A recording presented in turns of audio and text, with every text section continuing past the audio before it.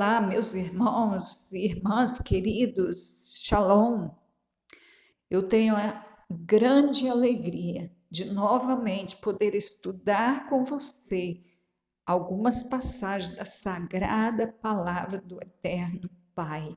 E quero pedir que você se inscreva no canal, que você dê o seu like lá no YouTube e que você compartilhe a mensagem para que outras pessoas possam ser edificadas. Vamos orar ao Pai Eterno. Querido Pai, seja louvado, seja exaltado, seja honrado, reverenciado, temido o teu maravilhoso nome. Nós agradecemos por esse dia, nós agradecemos por nos ter sustentado e protegido em mais uma semana. Eu agradeço a Ti pela vida desta pessoa que está me ouvindo. E hoje eu quero que Tu coloque esta palavra, que é tão poderosa, Tu coloques dentro de nós, que como uma espada afiada, ela penetre o nosso ser. Porque esta palavra de hoje, ela é poderosa para transformar o nosso interior, trazendo mudanças para a relação com o nosso irmão e para a nossa relação contigo. Esta palavra, ela pode limpar a minha boca e a boca dos meus ouvintes. Ela pode nos mudar de tal forma que este ensino fique para sempre conosco. Sim, a tua poderosa palavra pode fazer uma diferença muito grande, uma transformação significativa na nossa vida. Portanto, não nos deixe ouvir esta palavra e esquecermos dela. Nos ajude a guardar, que a partir de hoje nós tenhamos este mandamento em nós, que nós tenhamos esta palavra, que ela seja nossa, que ela faça parte da nossa vida. Abençoe esta pessoa que está me ouvindo naquilo em que ela está precisando. Guarda a vida dela, dê a orientação que ela precisa, dê a resposta que ela está buscando. Atende a sua necessidade pelo teu poder, misericórdia, pela tua graça. Nós amamos a ti, meu Pai. Então, permita agora que o teu Espírito fale conosco. Amém. A palavra de hoje, ou o texto bíblico a ser usado hoje, ele já foi usado para outra mensagem. Mas eu quero falar com você algumas coisas que eu já disse, quero repeti-las e acrescentar mais algum ensino que o Espírito Santo me deu um pouco antes de eu estar aqui pregando esta mensagem. Então, nós vamos para Marcos capítulo 9. Marcos 9, que fala de quando o mestre amado e 3 discípulos foram ao Monte da Transfiguração. E ao descerem de lá, eles encontraram uma multidão que cercava os discípulos dele, os outros discípulos, e alguns escribas que estavam discutindo com eles diante de um caso de enfermidade. Então vamos ver quando o mestre chega na cidade e vê esta multidão, o que acontece. E aí ele perguntou aos escribas: que discutis com eles? Com os discípulos dele, né? E aí um da multidão respondendo disse-lhe: mestre, trouxe-te o meu filho que tem um espírito mudo. E este, onde quer que o apanha, despedaça-o e ele espuma, e range os dentes e vai se secando. E eu disse aos teus discípulos que o expulsassem e não puderam. É este o verso da nossa atenção nesta mensagem. Então, os discípulos não puderam. Isso aqui me incomoda há longos anos, desde talvez a minha adolescência ou início da juventude. É o fato dos discípulos não conseguirem expulsar aquele demônio, sendo que eles, em outro momento, quando enviados pelo Mestre, eles conseguiram expulsar demônios. Mas esse em particular, nesse dia aqui, não foi possível. E aí depois eles perguntam para o Mestre por que eles não conseguiram. Isso está no verso 29, a resposta do Mestre. Esta casta não pode sair, senão com oração e jejum. Tá, esta foi a informação que o Mestre nos deu, mas vamos ver algumas coisas sobre os nossos queridos discípulos. E, claro, não apontando o dedo para eles, porque nós somos iguaizinhos. Nós temos as mesmas dificuldades ou dificuldades maiores do que os discípulos que estavam em aprendizado. Depois eles foram transformados totalmente até a sombra de Pedro curado. Mas nesse momento aqui, eles foram impotentes diante da necessidade de uma família. Vamos ver então algumas características desses discípulos. Veja no mesmo capítulo de Marcos 9, o verso 33. E chegou a Cafarnaum, e entrando em casa perguntou-lhes: que estáveis vós discutindo pelo caminho? Isso aqui era o mestre com os seus discípulos. Ele perguntando para eles: o que vocês estavam discutindo pelo caminho? Verso 34. Eles calaram-se, porque pelo caminho tinham disputado entre si qual era o maior. A palavra ensina o seguinte: cada um considere os outros superiores a si mesmo. Isso é o que Paulo ensinou lá em Filipenses capítulo 2. Então, Pedro devia olhar para Tiago, para André, para João, para Mateus e pensar assim: eu vou servi-los porque eles são superiores a mim. Então, eu vou me colocar numa posição de servos, eu vou me dedicar a eles. João, Mateus deviam olhar para Pedro e pensar assim também. Então, cada um deles, olhando o outro com esse ponto de vista, imagine a relação harmoniosa que haveria entre eles. Quando cada um se percebesse servo dos outros, uns dos outros. O próprio mestre disse a eles no verso 35: se alguém quiser ser o primeiro, será o derradeiro de todos e o servo de todos. O que o mestre ensinou, que a gente vê lá em João? Lavai os pés uns dos outros. Então, o mestre ensinou aos seus discípulos, olha a sabedoria. A Bíblia diz que o filho de Iau era a sabedoria de Iau e o poder de Iau. Olha o que a sabedoria de Iau ensina: ser servo do outro.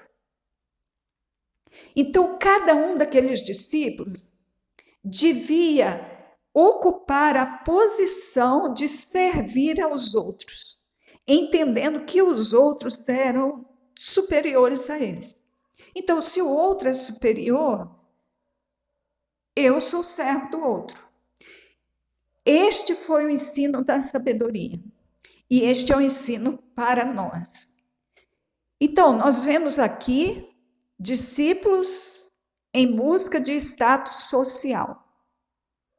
Quem é o maior entre nós? Isso é muito comum em toda a história. Hoje também é assim.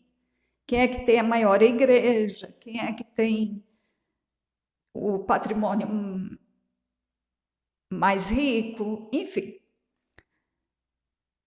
há uma certa concorrência, né? Há um certo desejo em destaque.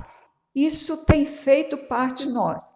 Mas do mesmo jeito que os apóstolos foram libertos disso, nós também estamos em crescimento e podemos e devemos chegar a esta transformação que o Mestre amado nos ensinou. Vamos ver outra característica dos apóstolos, agora no verso 38.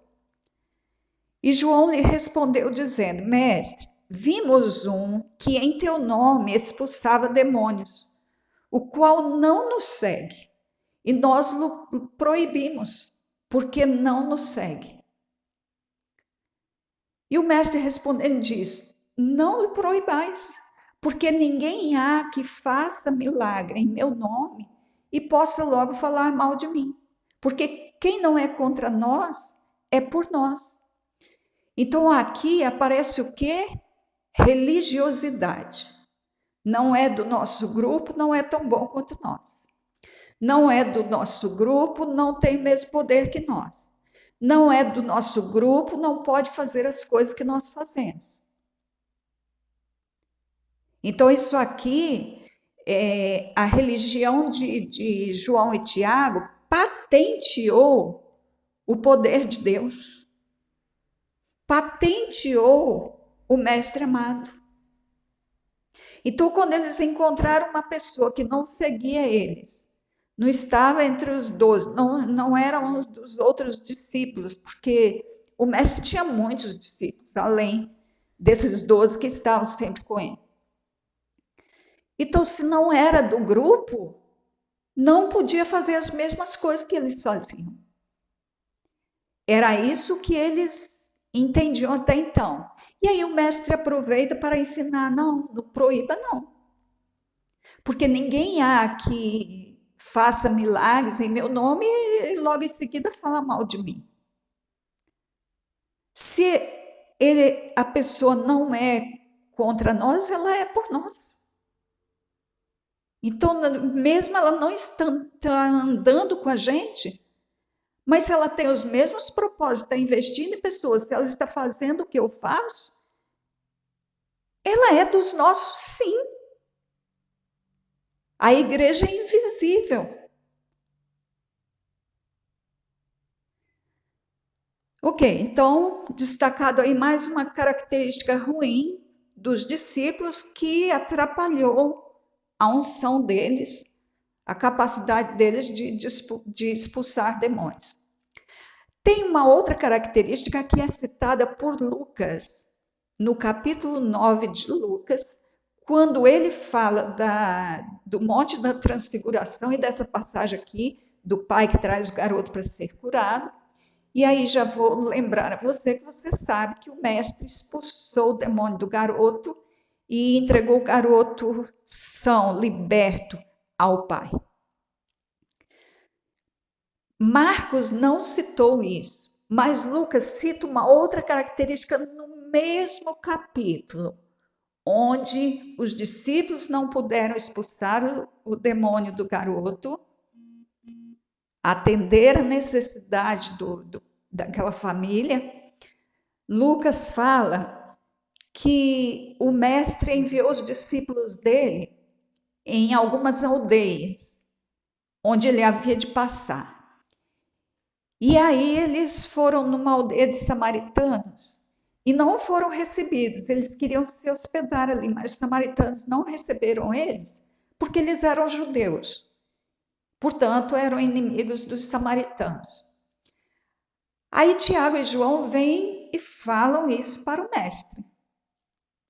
Os mesmos que proibiram o homem lá de expulsar demônios no nome do mestre. Aí eles falam assim para o mestre: mestre, eles não nos aceitaram, eles não nos deram hospedagem. O senhor quer que nós façamos descer fogo do céu para consumi-los do mesmo jeito que Elias fez? E o mestre falou: o quê? Vocês não sabem de que espírito vocês são. Então eles estavam seguindo o mestre, mas eles estavam apresentando características de um outro espírito. E aí nós conhecemos a passagem que fala o quê? Que Satanás não expulsa Satanás. Então, alguém com esse tipo de comportamento, que deseja o mal para os outros, que amaldiçoa os outros, que quer ver o mal daqueles que rejeitam, quantas vezes, né, pode ter saído da minha ou da sua boca alguma palavra assim, vai se ver com o pai, por ter nos maltratado, por ter nos feito algum desagrado, a gente às vezes sai amaldiçoando assim. E aí o mestre, se estivesse perto da gente, ele diria assim, vocês não sabem de que espírito vocês são, não. Então, para esse tipo de comportamento que está nos discípulos, e que se nós não vigiarmos está conosco também, esse espírito que deseja o mal, a destruição para o outro que nos rejeitou, esse espírito não pode expulsar um espírito que é amigo, que é colega, que é companheiro. Então, Satanás não expulsa Satanás. Vai guardando esse ensino. Eu achei lindas as coisas que o Espírito Santo me ensinou nesta tarde. Isso aqui eu já tinha falado, mas nós vamos ver algumas outras coisas. Então, eles apresentaram esses comportamentos. Querendo status social, quem é maior que o outro. Também se recusaram a aceitar o trabalho de alguém que não seguia eles e que estava expulsando demônios em nome de Yahshua. E eles também quiseram destruir aqueles que não os aceitaram. Então, essas características podem estar em todos nós e nós precisamos nos livrar delas, sabe quando? Agora. Agora, diante desse ensino. Porque isso nos tira a unção. Isso nos rouba a unção. Aí eu quero voltar com você no verso 39 do capítulo 9 de Marcos. Então, guarda essas características negativas que os discípulos apresentaram e vamos ler esse verso 39 do capítulo 9 de Marcos, porque eu quero focar a mensagem que está aí. O mestre, porém, lhes diz: não o proibais, porque ninguém há que faça milagre em meu nome e possa logo falar mal de mim. Nós vamos ver agora algumas passagens em que o mestre ensinou que quando é feito, alguém é feito a ele. Vamos ver algumas dessas passagens. Por exemplo, em Mateus 10, 40, o mestre disse assim: quem vos recebe, a mim me recebe. E quem me recebe a mim, recebe aquele que me enviou. Então veja bem, quem recebe uma pessoa que o mestre estava enviando e que o mestre envia, recebe o mestre. E quem recebe o mestre, recebe aquele que o enviou, que é o Pai Eterno. E aí nós vemos também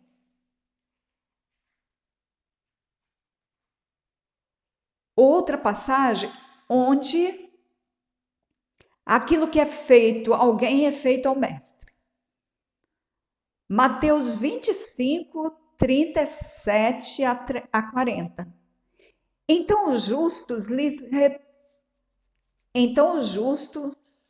lhe responderão dizendo: Senhor, quando te vimos com fome e te demos de comer, ou com sede e te demos de beber? E quando te vimos estrangeiro e te hospedamos, ou nu e te vestimos? E quando te vimos enfermo ou na prisão e fomos visitar-te?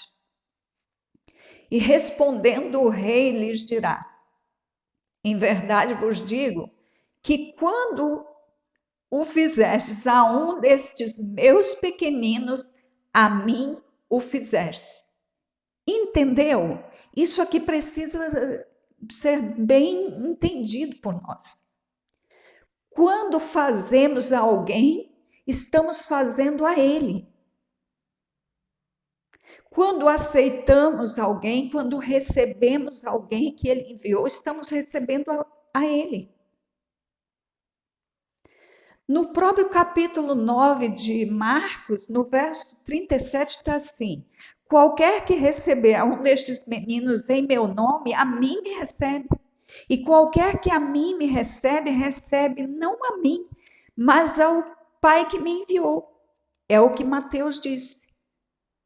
Aí Marcos está abrangendo um pouco mais, clareando um pouco mais. Então, qualquer que recebe um dos pequeninos, lembrando que o mestre ele estava com um menino no colo para ensinar aos discípulos quem era o maior.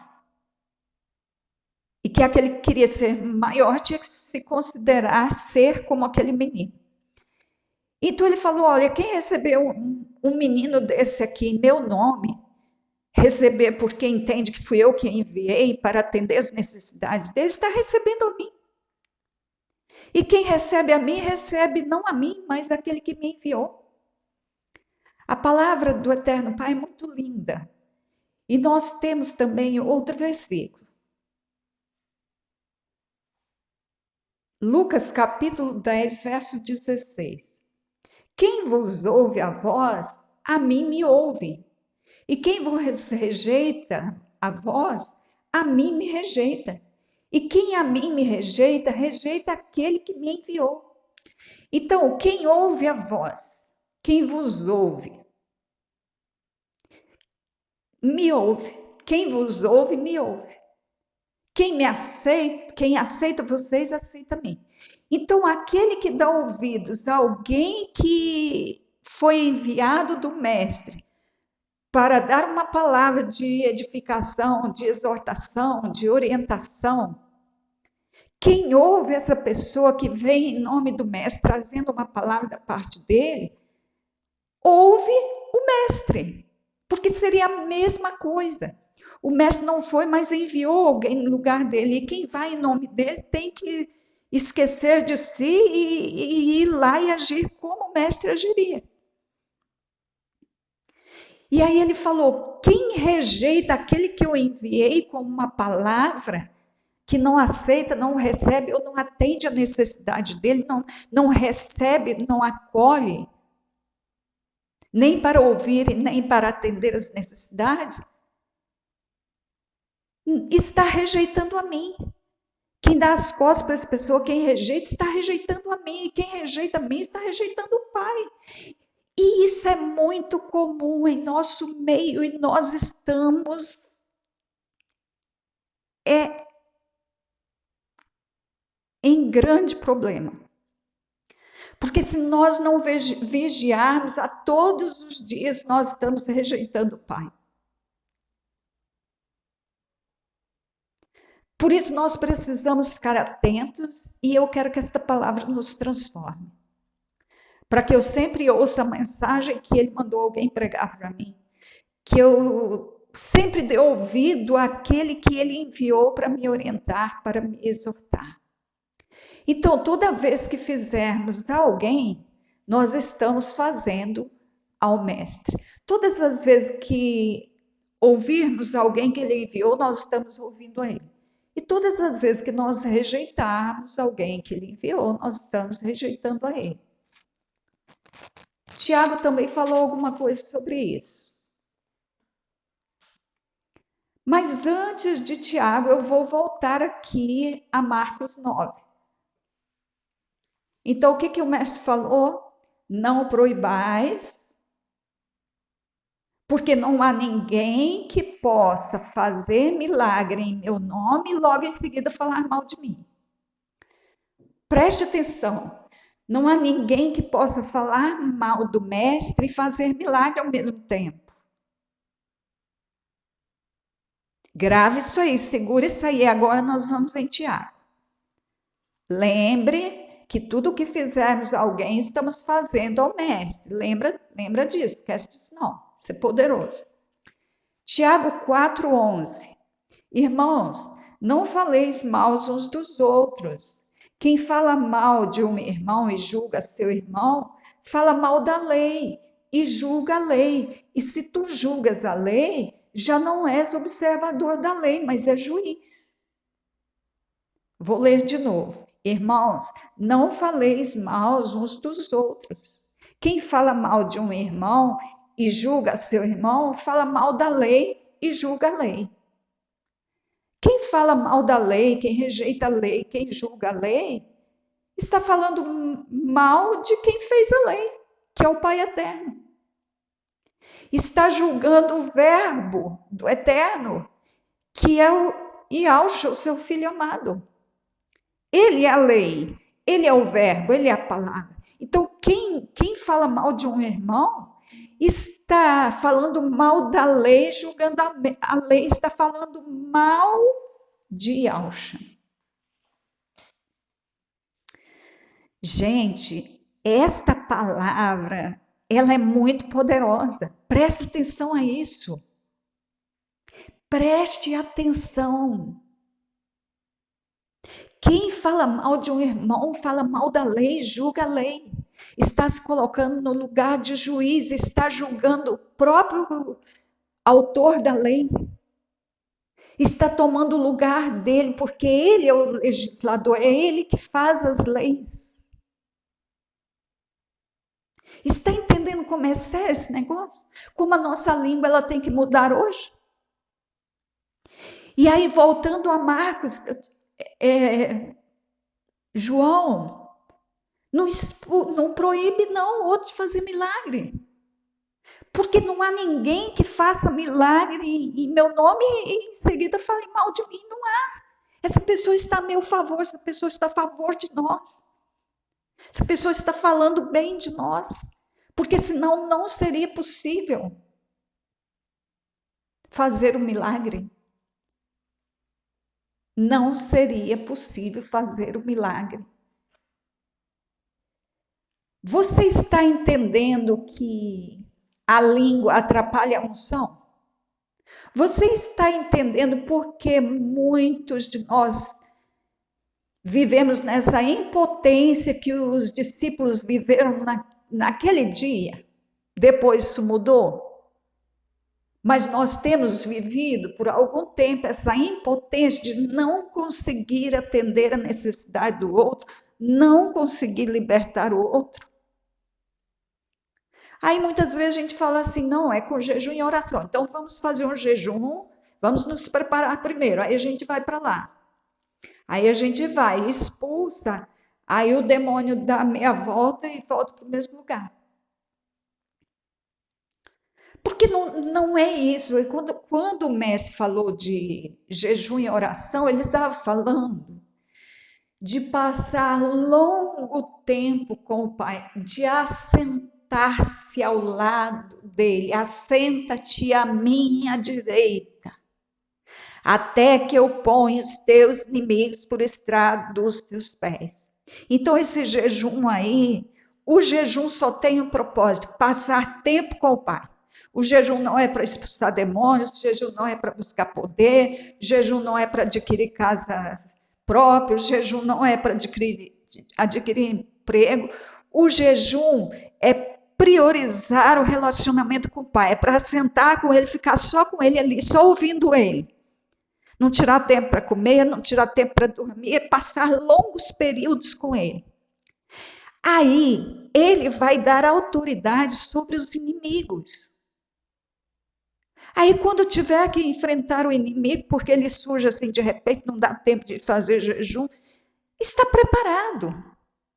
Por quê? Porque já está debaixo do pé, o mestre já deu autoridade. Gente, essa questão da língua ela é muito poderosa. Então, não é a falta o jejum que o mestre estava falando aqui, não é esse jejum, não. A gente faz um jejum de algumas horas e vai lá e consegue expulsar o demônio sem que ele volte. Não é isso, não. Ele estava falando de longos períodos assentados com o mestre, estudando a palavra dele, aprendendo com ele, ouvindo ele, e aí ele vai dando a palavra, a gente vai aprendendo, a gente vai sendo lavado, a gente vai recebendo autoridade, a gente vai amando. Essa palavra vai nos transformando. Aí nós recebemos conhecimento, e o conhecimento liberta.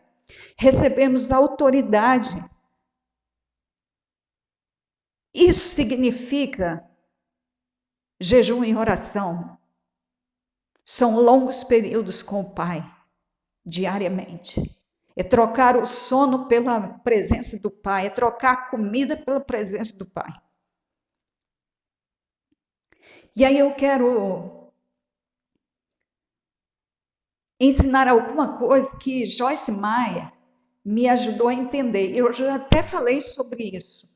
Certa vez ela estava pedindo ao Pai uma unção nova. E o Pai falou para ela assim: ô Joyce, a sua língua precisa ser salva.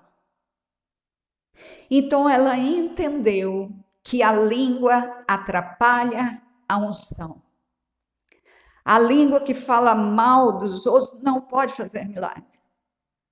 A língua que murmura não pode fazer milagres. A língua que denigra a imagem do outro, a língua que contende com o outro não pode fazer milagre. Não vai conseguir atender as necessidades dos outros.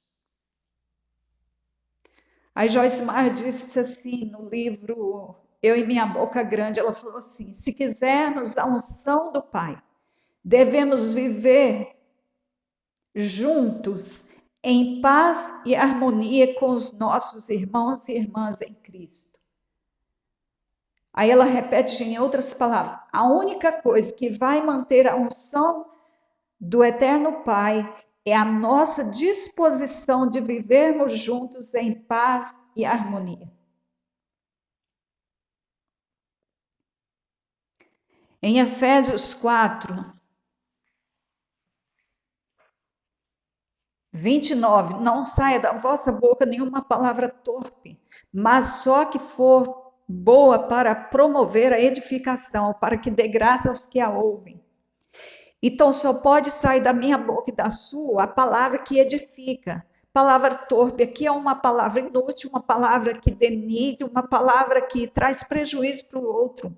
Lembra lá eu falei que não pode nem chamar o outro de louco, que é uma coisa simples, uma palavra assim. O mestre falou que nem isso pode falar do outro, nem isso. Então, muitas vezes, nós não temos a unção e o poder para fazer determinados milagres, porque a nossa boca não deixa, a nossa língua não deixa. Então Paulo falou, só fale aquilo que for para edificação. Se não vai edificar ninguém, não diga. Porque a palavra que eu digo, ela precisa dar graça aos que ouvem, eles precisam receber a graça do Pai, eles precisam ver manifestação da graça do Pai sobre eles naquilo que eu digo. Então eu devo dizer aquilo que vai abençoá-los de algum jeito, que vai exortar, que vai repreender em alguma coisa, que vai ensinar. E não entristeçais o Espírito Santo, no qual estáis selados para o dia da redenção. Então, quem usa de palavras que denigrem, que murmuram, que trazem algum prejuízo por outro, está entristecendo o Espírito Santo. E aí, se eu entristeço o Espírito Santo, eu não tenho a unção dele, ele não vai me ajudar a fazer o milagre. Verso 32 de Efésios 4. Antes, sede uns para com os outros benignos, misericordiosos, perdoando-vos uns aos outros, como também o Pai vos perdoou em Cristo. Então, gravemos isso, que a língua, ela atrapalha a unção. Mas uma língua convertida, ela vai contribuir para a unção. Então, você gravou aí Marcos capítulo 9. Gravou, marcou na sua Bíblia, Marcos 9, 39. Não o proibais. Não há ninguém que porque ninguém há que faça milagres em meu nome e possa logo falar mal de mim. Lembra, Tiago diz que quem fala mal de um irmão, fala mal de uma pessoa, de qualquer pessoa, seja da autoridade, seja quem fala mal das pessoas, fala mal de Yahshua, fala mal do pai dele. Porque tudo que é feito a alguém é feito a ele. Tudo que deixa de ser feito a alguém, deixa de ser feito a ele. Quem não ouve uma pessoa que ele enviou, não ouve a ele. Logo, quem fala mal de alguém, fala mal dele. Gente, a palavra é linda demais. Nós precisamos aprender. Então, não há ninguém que faça milagre em meu nome e possa logo falar mal de mim. Então, quem fala mal dos outros, quem murmura, que aí está falando diretamente contra o Pai, quem vive se queixando, quem vive denegrindo o outro, não tem condição de ter a unção que poderia ter, a autoridade sobre os demônios. O amor, queridos, dá autoridade. Isso você pode ver lá em João 21, quando o mestre encontrou os discípulos e falou com Pedro: Pedro, você me ama? Senhor, eu te amo. Então, Pedro, apacenta as minhas ovelhas. Olha só, o amor dá autoridade. Ainda em Efésios 5,18, você conhece a passagem? Paulo falou assim: não vos embriagueis com vinho no qual há contendas, mas enchei-vos do Espírito. Então ele está assim, ó, vocês não se embriaguem, porque na embriaguez há contendas. As pessoas embriagadas podem dizer coisas que não gostariam e que não teriam coragem de dizer quando estão sóbrias. Então elas podem ofender umas às outras.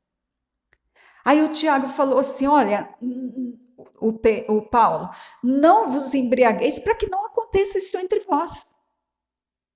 Porque isso não deixa que sejamos cheios do Espírito, mas enchei-vos do Espírito, falando entre vós em salmos, em cânticos.